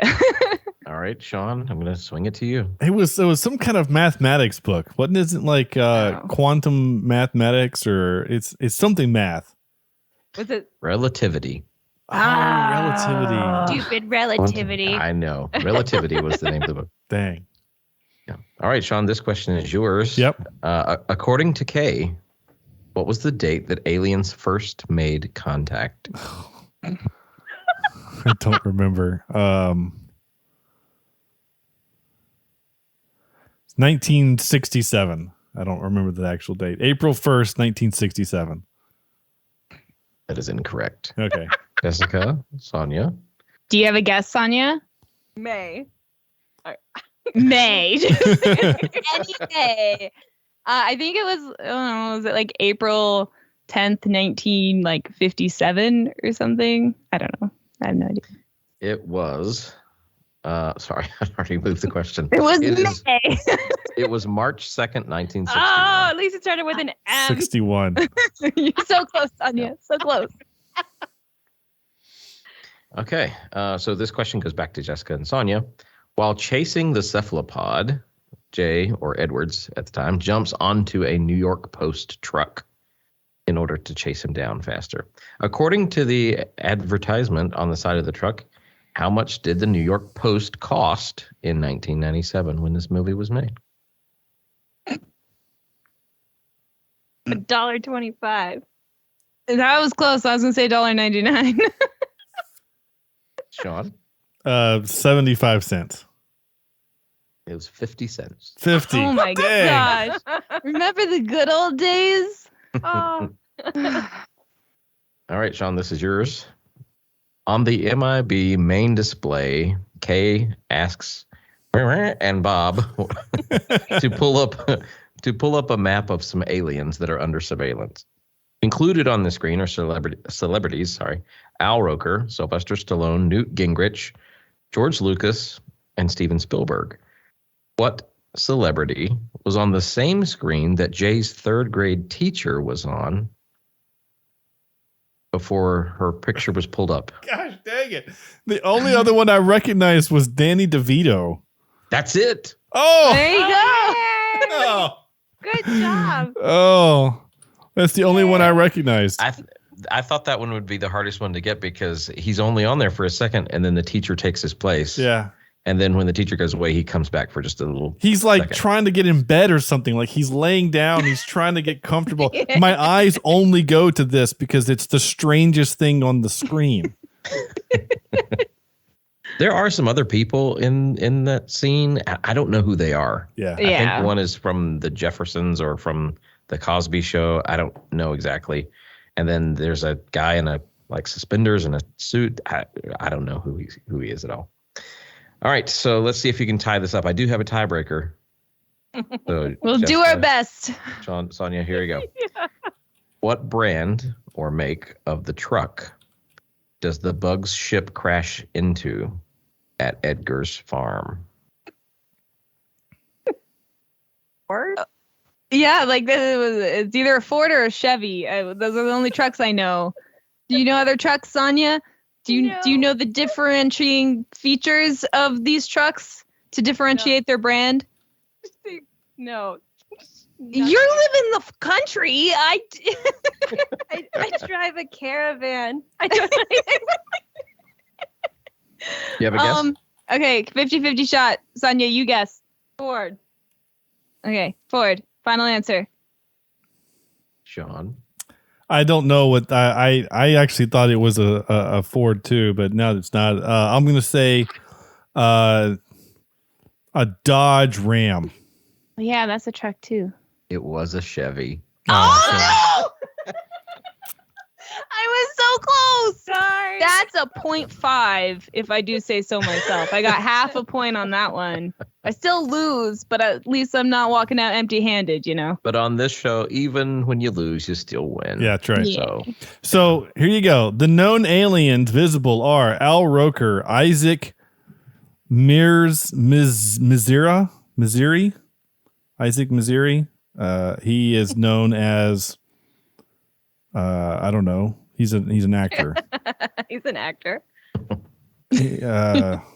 Well, like he's known for such things as Project Runway and the Isaac Mizrahi Show and Unzipped. He's a fashion dude. All right, whatever. Okay. Al Roker, Danny DeVito, Barry Sonnenfeld. So the director is in it. Chloe Sonnenfeld, Barry's daughter, Sylvester Stallone, Donnie Warwick, Newt Gingrich, Anthony Robbins, George Lucas, and Steven Spielberg. Was that Donnie Warwick or Dionne Warwick? Dionne Warwick. Dionne Warwick. Sorry. Yeah. Sorry. Okay. I don't know. Sorry. I don't know who that is either. Should I know who that is? Probably. Okay. Probably. I mean, you said it correctly. I don't know. All right. Okay. That is, let's see. She's a soundtrack. Oh, she's a musician. Yeah, she's a singer. Okay, cool. Born in 1940. Good for her. Still, she's an old Good singer. job. Yeah, still Much alive. older singer, yeah. Yeah, good for you. All right, time for this. Excuse me while I whip this out. This is our part of the show where we give our top 3. This week, our top 3 was Tommy Lee Jones movies, and we will start with Saunya.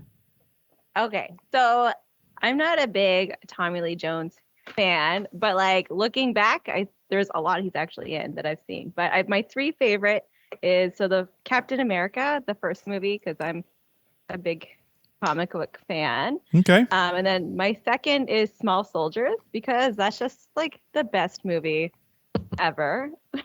And then my third is Fugitive, only because I remember watching it with my grandma. So Nice. like it's a happy memory. That's cool. The in that movie, the train scene was filmed near where Andrew lives, up near Asheville, North Carolina. So now we can stalk Andrew because that's right. Yeah, now we know where he is. Well, I mean, anytime there's a movie that's filmed anywhere near North Carolina, I always have to comment it. It's just it's my thing. Okay, Jessica. Okay. Okay. So my third one was Volcano. Nice. I thought Tommy Lee Jones provides big dad energy. Yeah. So I appreciate that. My number 2 is Batman Forever. Nice. Okay, because my favorite bit is he's Two-Face, but he really only has one mouth, but he still drinks with 2 glasses. Yeah. And I thought that was great. I thought that was good. Commitment to the bit. I also like that Drew Barrymore is one of his little winches. Yeah. Yeah.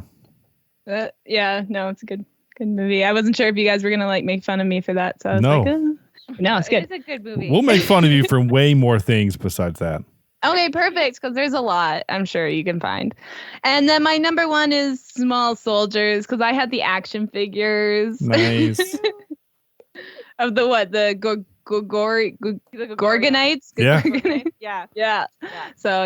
So that was my favorite. Now remember, I'm younger than all of you. So these these movies came out when I was like young.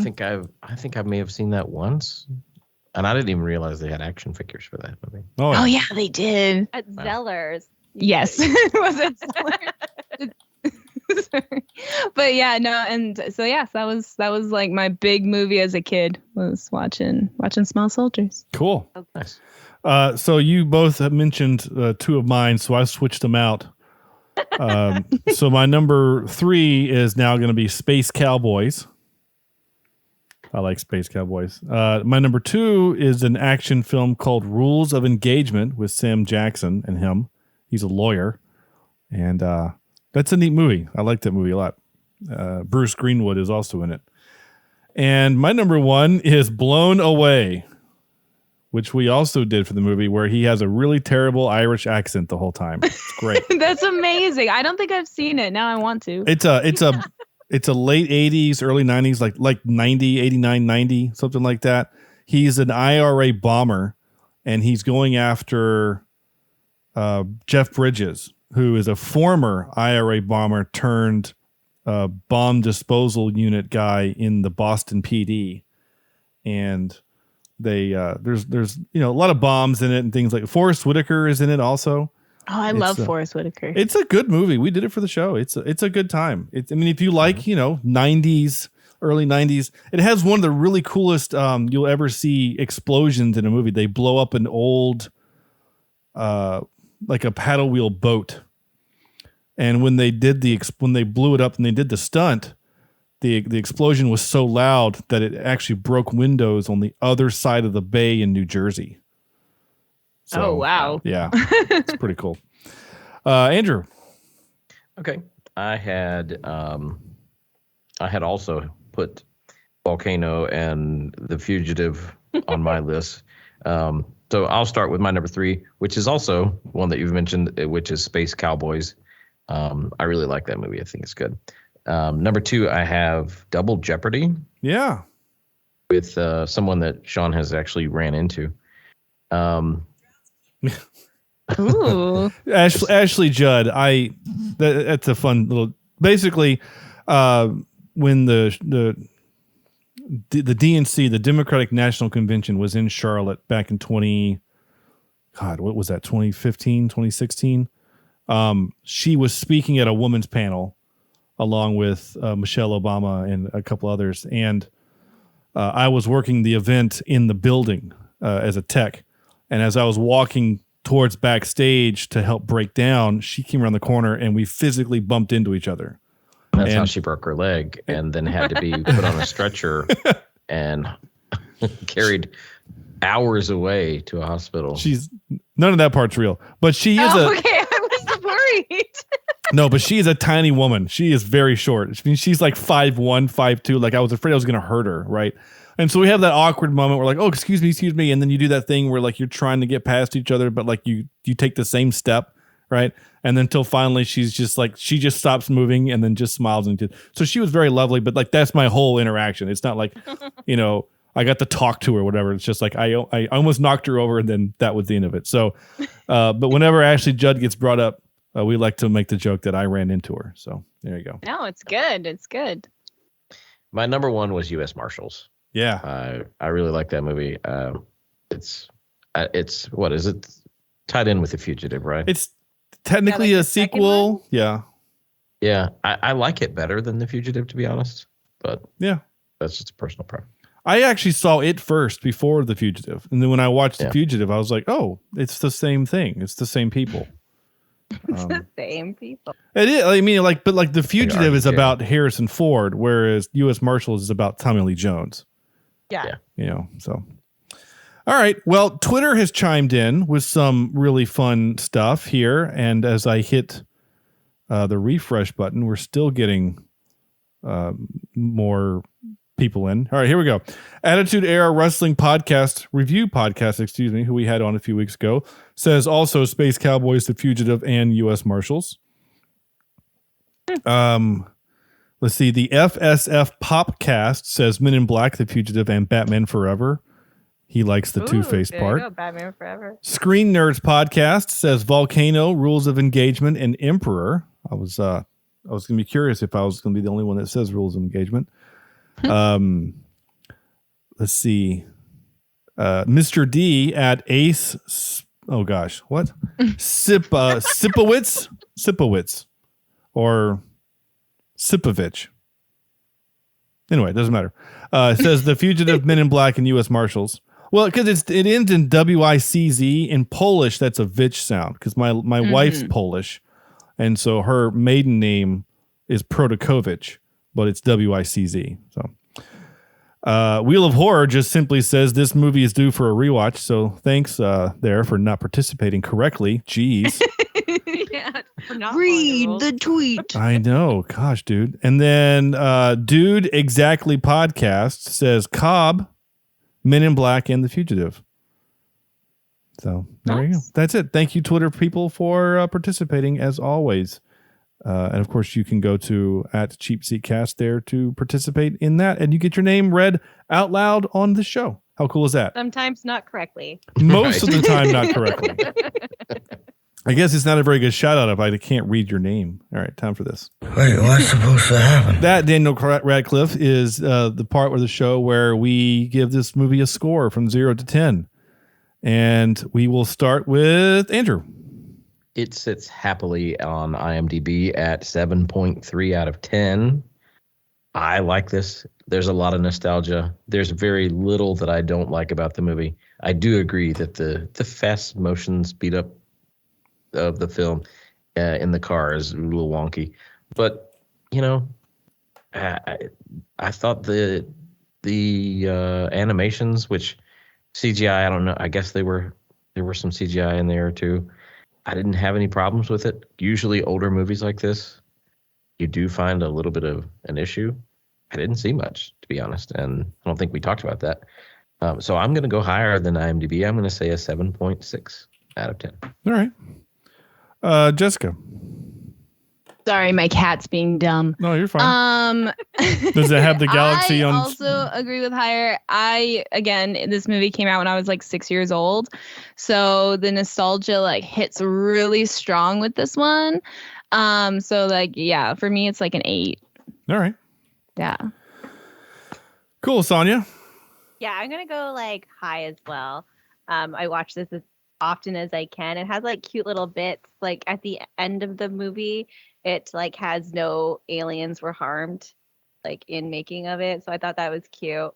And again, like the graphics are very well done. Like comparison to graphics in some movies today, it's really good. Yeah. Again, watched since I was a kid. So I'm going to say 8. All right.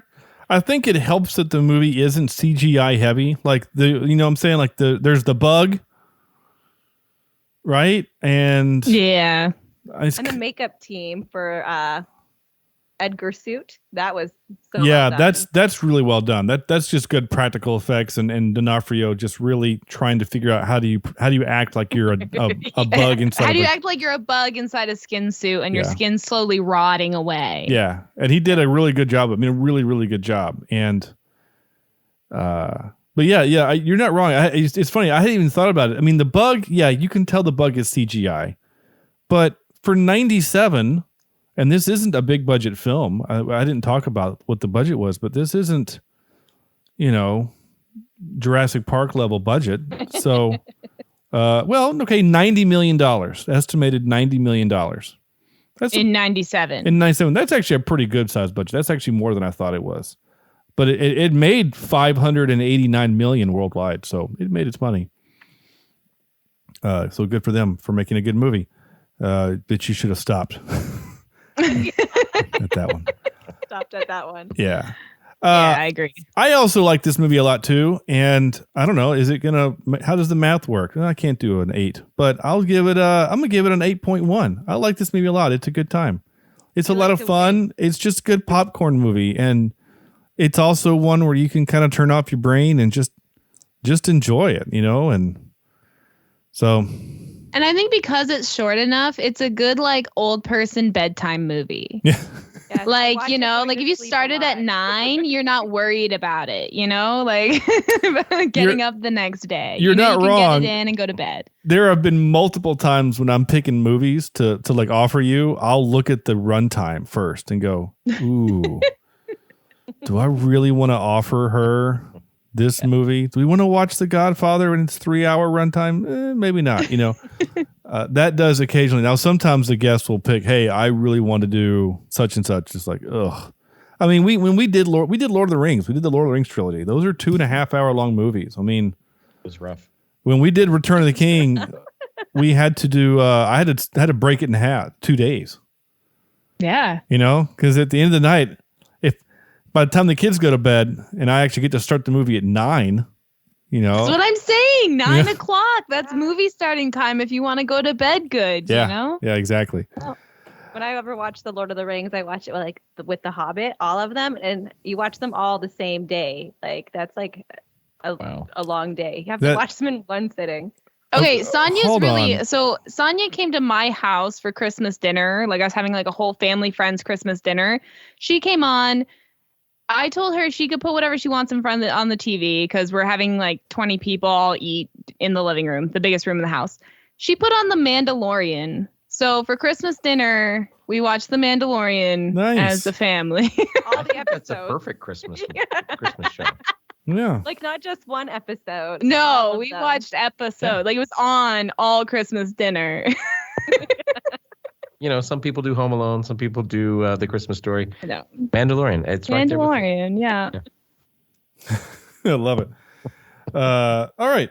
Well, this episode has gone incredibly long, and that's okay. It's been a lot of fun. Whoever is taking the mantle here, Jessica or Saunya, please tell our listeners where they can find your show, how they can find it. And Jessica, do take a moment to talk about your music career because you are a musician. You are a music. I am music. You are the music. You are, on behalf of all Canadian music, it is you. I'm better than Justin Bieber. Yes. Yes, you are. Amazing artist. Amazing. Okay. Do you want to talk about the podcast? Sure. Okay, sure. Opinionated Lushes. You can find us on almost all streaming platforms. But to find our socials and our where to listen, we have Linktree at Opinionated Lushes. And if you want to reach out, our email is opinionatedlushes@gmail.com. Perfect. Yeah. And my name is Jessica Hart. Hart is spelled Hart. And I am a singer-songwriter, and I have a new song coming out soon. I don't know when this is going to be released, so it might already be out, so go check it out. You can find me on all streaming platforms. Just search Jessica Hart, and I usually pop up. And no, it's fun. I've had music appear in HBO movies as well as on some MTV shows, and had a run on Sirius XM, and yeah, it's been fun. So check that out. That's awesome. Cool. Very, very cool. All right. It has been an absolute pleasure. And for some reason, I feel like I'm missing something, but I think we've done all the stuff. So, right, Andrew? That's all the show. Yeah. Okay, good. That's all I have written down. Yeah. No, good. Yeah, no extra stuff because we're not prepared. Yeah, no, I'm like looking at my notes like, okay, we've done our top 10. We're out of 10. We're good. So this is where I say thank you all so much for listening. Go to our website, cheapseatreviews.libsyn.com. There you can find links to all of our other stuff, our socials. Check us out there. I'm most active on Twitter, so if you want to chat with me, that's the place to do it. Instagram, Facebook, and all those other places I'm there as well. Next week, all right. So we've been kind of swinging the pendulum here recently, right, Andrew? I mean, we did. Oh yeah. We did Serenity, Wrestler. Right? Good fun, action film. Then we did The Wrestler, which was kind of heavy and sad and depressing. And then we did Clueless, right? And then we did The Joker, which was hard and depressing and sad. So then we followed The Joker with Men in Black. So next week we swing the pendulum back the other way with hard action, lots of swearing. We are doing The Gentleman. Okay. I haven't seen this. I haven't either. So The Gentleman. But I will tease this. Our October lineup, you guys, is going to be good. I'm going to give you one hint. All right. We are doing a Marvel movie in October. I'm just going to leave it there. Let that simmer for a minute. Maybe you can figure out which one it is. But in the meantime, Men in Black 2. No. No. But our Halloween set is going to be a lot of fun, and I am very excited for that thing.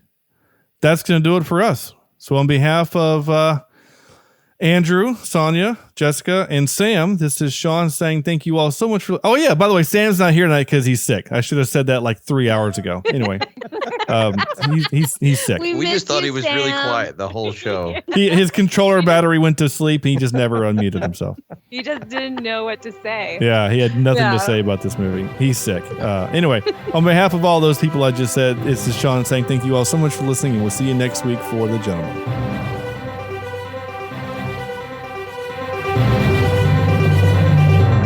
This is Cheapseat Reviews.